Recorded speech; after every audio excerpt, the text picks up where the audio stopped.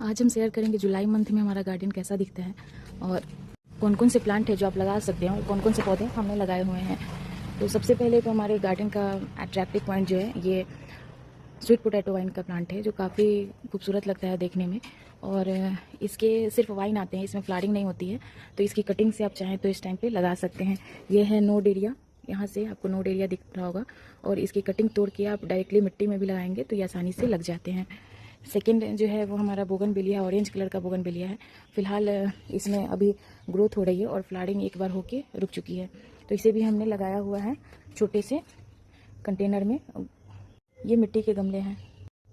इस बड़े पेड़ के नीचे लगे हुए हैं ये कोलियस है, जो कोलियस ऐसा फ्लावरिंग प्लांट नहीं है, ये सिर्फ लीफ प्रोवाइड कराते हैं। तो इसे आप चाहें तो किसी भी बड़े पेड़ के नीचे आप रखेंगे तो ये आसानी से चलते हैं। चूँकि गर्मी काफ़ी तेज़ है, सुबह के 8 बज रहे हैं, लेकिन धूप अभी जैसे 10-12 बज रहे होंगे ऐसे धूप निकली हुई है। और ये अभी हिबिस्कस खिलने शुरू ही हुए हैं, धीरे धीरे खुलने ये शुरू हुए हैं। और पिंक हिबिस्कस है, ये कटिंग से लगे हुए प्लांट है और इसको हमने लगाया हुआ था लगभग 1.5 साल पहले इसे हमने लगाया था। अब ये काफ़ी खूबसूरत हो गए हैं देखने में। उसके बाद नीचे नीचे हमने ये बड़े प्लांट के नीचे नीचे हमने सारे छोटे छोटे पौधे रखे हैं, जिन्हें छाया भी मिलती है। और चूँकि वे जो छोटे पौधे होते हैं वो अभी के हीट बर्दाश्त नहीं कर पाएंगे, इसीलिए हमने इसे रख दिया है बड़े पेड़ के नीचे। उसके बाद यहाँ हमने शिफ्ट किया है बैगन के प्लांट को, जो ग्रो बैग में लगे हुए थे और इनकी जड़ें काफ़ी आ गई थी, तो इसे हमने ज़मीन में गड्ढा करके इसे हमने लगा दिया है। और उसके बाद से चौलाई के कुछ प्लांट खुद ब खुद उगे हुए हैं। और यहाँ हमने लगाया हुआ है तुरई और जिगनी के जो पौधे होते हैं उसे हमने लगाया है। इसे भी गमले में ही लगाया हुआ है, लेकिन ज़मीन के टच में रखा हुआ है, क्योंकि जब इनकी जड़ें बाहर आने लगेंगी तो ज़मीन से न्यूट्रिएंट लेके ये आगे बढ़ते रहेंगे। उसके बाद हमने लगाया हुआ है अलमंडा का, वो वाला जो प्लांट है वो येलो अलमंडा है, उसमें भी फ्लावरिंग नहीं हुई है। और एक और ये अलमंडा का ही पौधा है जो बारिश होने पे बहुत ही अच्छी फ्लावरिंग करते हैं। तो ये सारे फूलों से भर जाते हैं जब जून जुलाई की बारिश होती है। जून में तो इस बार बारिश हुई ही नहीं है। और यहाँ हमने थोड़ा सा कंपोस्टिंग एरिया बनाया है, हमारे घर के जितने भी कचरे होते हैं यहाँ पे आते हैं। और इसे जब विंटर आएंगे तो इसमें हमारे लगभग 100 से ऊपर प्लांट लग जाएंगे इसके कंपोस्ट में, और हमें अलग से कंपोस्ट खरीदने की ज़रूरत नहीं पड़ेगी। और ये है हमारा टिकोमा का प्लांट, जो पहले आप वीडियो में देखा होगा, लेकिन इसको कवर कर लिया है ये कंटोला के जो सीड्स होते हैं, उस सीड से हमने लगाया हुआ था और ये पूरे भर गए हैं। अगर फ्रूटिंग करते हैं तो अच्छा है, वरना ये हमारे टिकोमा के प्लांट को पूरे ढक चुके हैं। और यहाँ हम लोग ग्रीन नेट लगाया हुआ है, जो भी हमारे वाइन वैरायटी के पौधे हैं उसके लिए, सपोर्ट के लिए। और यहाँ पे हमने घास इकट्ठा किया हुआ, जो भी गार्डन का घास निकलता है जब धूप तेज़ आएगी, अभी नहीं, बारिश के बाद सितंबर अक्टूबर में इसे जला के और फिर से हम इसी खेत में डाल देंगे, तो ये अच्छे न्यूट्रिएंट का भी काम करते हैं। तो गार्डन का कोई भी वेस्ट आप फेंके नहीं, ये सारे हमारे प्लांट के लिए वरदान साबित होते हैं। और ये यहाँ पे खूबसूरत पिंक हिबिस्कस खिले हुए, रोज़ खिले हुए हैं, और इसे हटाना पड़ता है बार बार, वरना इसमें फंगस वगैरह लग जाते हैं। रोज़ के प्लांट को साफ़ सुथरा रखना पड़ता है। और इसको जो भी फ्लावरिंग होती है इसे हम तोड़ के, और इसकी खुशबू इतनी अच्छी है, यहाँ से गुजरने से ही बहुत ही अच्छी खुशबू इसकी आती है।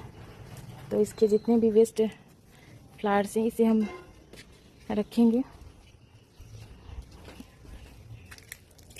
इसके जो पंखुड़ियाँ होती है इसे आप गुलाब जल वगैरह भी बना सकते हैं।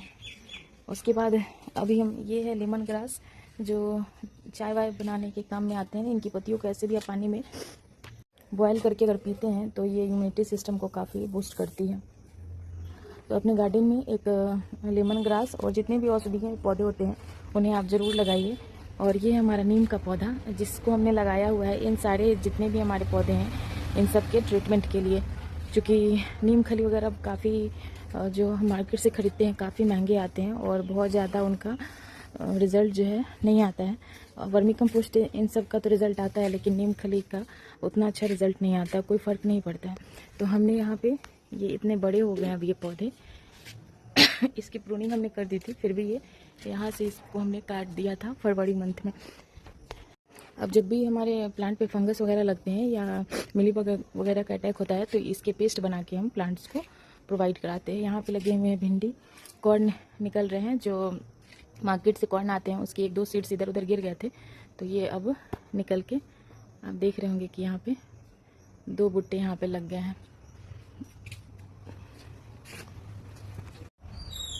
यहाँ पे हमने गिलकी वगैरह के लिए इसे सपोर्ट दिया हुआ है। फ़िलहाल तो गिलकी नहीं लग रहे हैं, हाँ लगे 1-2 यहाँ पे लगे हुए हैं। ये जुलाई मंथ से फलना शुरू हो जाते हैं। जुलाई या अगस्त, सितंबर, अक्टूबर, नवंबर तक काफ़ी अच्छे फलते हैं। यहाँ आपको दिख रहा होगा यहाँ से। तो अपने गार्डन में इन सारी चीज़ों को लगा सकते हैं आप, अगर नेचर को ब्यूटीफाई करते हैं, लेकिन साथ साथ आपके काम भी आते हैं ये सारे। जैसे फूलों वाले पौधे हैं जो पूजा के काम में आ जाते हैं। और ये हिबिस्कस का जो पौधा होता है सिर्फ 1 दिन का होता है, इनके फूल जो है सिर्फ 1 दिन के लिए होते हैं। तो इसे हम कलेक्ट करके और बालों वगैरह के लिए यूज़ करते हैं, बाल में लगाने के काम में ये आता है। इसे सुखा के आप अपने बालों के लिए, जैसे एलोवेरा में इसे पीस के मिक्स करके आप अपने बालों पे अप्लाई कर सकते हैं। तो इसे हमने यहाँ पे तोड़ के सुखा के और इसका डस्ट बना के हम रख लेते हैं। तो कुछ यहाँ पे लगे हुए हैं अपराजिता के पौधे जो ये अब खिलने लगे हैं, और इसी पे हमने लगा दिया है गिलकी, जो दोनों मिलके यहाँ पे फूल भी मिलेंगे और सब्जियाँ भी मिलेंगी। और आसमान का कलर कितना खूबसूरत आ रहा है। तो इस तरीके से हमारा गार्डन का लुक है। और इसमें कुछ हमने गमले में भी पौधे लगाए हुए हैं, कुछ ज़मीन पे लगे हुए हैं, और ऐसा लुक आता है। तो टेरेस गार्डन की भी वीडियो आपको नेक्स्ट डे मिलेगी। फ़िलहाल यहाँ पे हमने इतना इसे कवर किया है। और ये है तुलसी का प्लांट, एंथोरियम का प्लांट। ये सारे पौधे जो हैं वो डेकोरेटिव प्लांट के अंतर्गत आते हैं। उसके बाद हमने यहाँ पे जेड का पौधा रखा हुआ है, मनी प्लांट रखे हुए हैं। और इस एरिया में हमने ऐसे यहाँ पे हमने रखा हुआ है, ये जैसे क्रॉटन का पौधा, इसे भी आप कटिंग वगैरह से लगा सकते हैं। और ये नाग चंपा तो इतने बड़े हो गए हैं, ये कम से कम 6 फीट के हो गए, वहाँ तक चले गए। अब इनकी फ्लावर भी हमें नहीं दिख रही है इस तरीके से, तो काफ़ी ये बड़े हो गए हैं। और जब बारिश आई थी तो यहाँ से ये टूट गए हैं, तो इसकी कटिंग हम चाहें तो लगा सकते हैं। यहाँ जो है वो टूटे हुए हैं, तो एज इट इज़ इसे हम, और इसमें हो रही थी बडिंग और फ्लावरिंग, तो इसे हम चाहे तो कटिंग से लगा सकते हैं। यहाँ पे एक्जोरा जो है वो काफ़ी अच्छे खिल रहे हैं। जुलाई मंथ में ये सारे पौधे बहुत ही, इनमें रौनक आ जाती है, बहुत अच्छे से ये खिलना शुरू हो जाते हैं। और यहाँ पे लगा हुआ टिकोमा, ये येलो टिकोमा है, ये भी फ्लावरिंग एक बार कर चुके हैं, दूसरी बार फ्लावरिंग के लिए रेडी है। यहाँ पे लगे हुए हैं कनेर, जो ऑरेंज कलर के हैं, काफ़ी खूबसूरत लगते हैं देखने में। कनेर के भी 3-4 वैरायटी आती हैं, कलर्स आते हैं, तो इससे आप कोई भी कलर्स लगा सकते हैं। यहाँ पे ये ऑरेंज कलर के हैं। और यहाँ हमने कटिंग से लगाया हुआ था, जो आप देख रहे होंगे, बिल्कुल छोटी सी कटिंग थी। जब आप हमारे शॉर्ट्स में जाएंगे, पिछली वीडियो में देखेंगे, तो ये छोटी सी कटिंग हमने जो काले कलर के नर्सरी वाले पॉट आते हैं उसमें लगाया हुआ था। ये भी कटिंग से लगे हुए हैं। जो बड़ा वाला हमने प्लांट दिखाया था हिबिस्कस का, उसका है। और ये भी कटिंग से ही लगे हुए पौधे हैं, जो तो अक्सर हम इस टाइम पे हमारे पास फूलों वाले पौधे और डेकोरेटिव प्लांट काफ़ी हो गए हैं। अब हम लगाएंगे अपने गार्डन में फलों वाले पौधे। तो यहाँ पे हमने लगाया हुआ है चीकू, 2-3 तरह के फल हमने लगाए हुए हैं, सहतूत लगे हुए हैं। उसके बाद 1-2 और फ्रूटिंग प्लांट है जो लगे हुए हैं। अब हमने ऐड करना है इसमें फ्रूटिंग प्लांट। तो कुछ इस तरीके से हमारा व्यू आ रहा है। और शाम के टाइम में ये काफ़ी अच्छे लगते हैं, लेकिन बरसात में उतना डरावना भी है, क्योंकि इंसेक्ट वगैरह का डर लगा रहता है। तो 6 बजे के बाद हम यहाँ पे काम नहीं कर पाते हैं। और अभी का जो काम है इसकी हम क्लीनिंग करेंगे, क्योंकि सुबह के टाइम में गार्डनिंग का काम कर लेना अच्छा होता है। उसके बाद दोपहर में काफ़ी तेज़ धूप आ जाती है, तो कुछ नहीं कर पाते। तो इसे हम क्लीन करेंगे, और ताकि ये हमारे जो भिंडी के पौधे लगे हुए हैं वो थोड़े से अच्छे से ग्रो कर पाएँ। 2 दिन से कंटिन्यू बारिश की वजह से किचन वेस्ट जो है काफ़ी इकट्ठे हो गए थे, क्योंकि बारिश में गार्डन में आना पॉसिबल नहीं हो पाता है। तो यहाँ पे हमने बना लिया है गड्ढा, और बरसात में आप किचन वेस्ट को कैसे यूटिलाइज़ करेंगे वो हम देखेंगे। तो यहाँ पे गड्ढा बनाने के बाद हम यहाँ रख देंगे जितनी भी हमारी सब्जी वगैरह ख़राब है वो।